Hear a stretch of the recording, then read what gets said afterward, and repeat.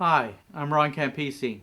I worked for the Los Angeles Police Department's crime scene unit as a supervisor for over 13 years. This is another case out of the Dying and La La Land series. This one's entitled The Naked Dancer and the Lord of the Skid. Downtown LA near 5th and Wall Street for the last 100 years has been known as Skid Row. And lately this area has expanded. There's all kinds of individuals there. And these are people living on the street, drug users, mentally ill, physically ill, and down and out people, just like you and me at times, who are basically shit out of luck. The thing is though, there's also another element down there. There's quite a few nefarious criminals that prey on these people.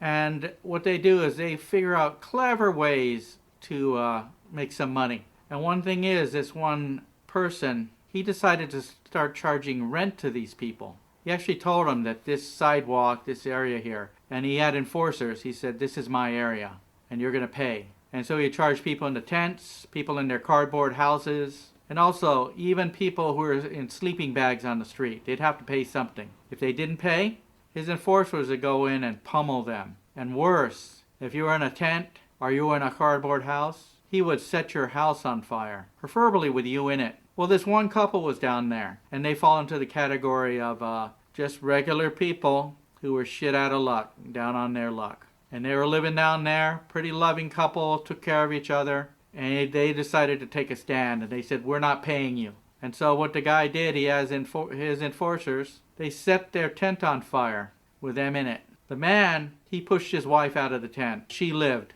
And I remember going there and she was sitting on the sidewalk. The fire department had been there. He was in the tent still, what was left of it, and he was burned up. She was sitting there, her face covered in soot, tears, and she kept saying, she goes, I don't understand why this happened to us. I don't understand. And she was using the term God.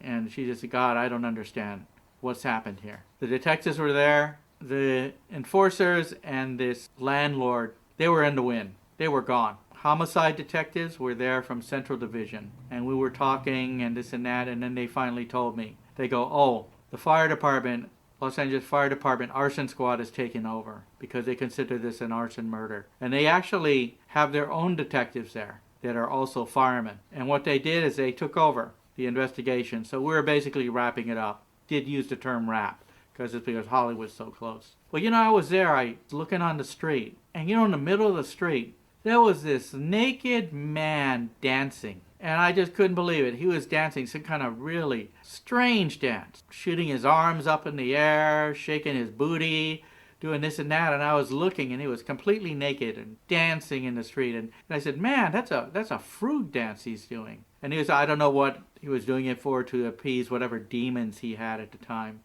But I talked to the detectives. I go, are you going to do something about this? Is he breaking any laws? And they go, we're ignoring the whole thing. And the reason why, you gotta remember, we're homicide detectives. He didn't kill anybody, so we're just gonna ignore it.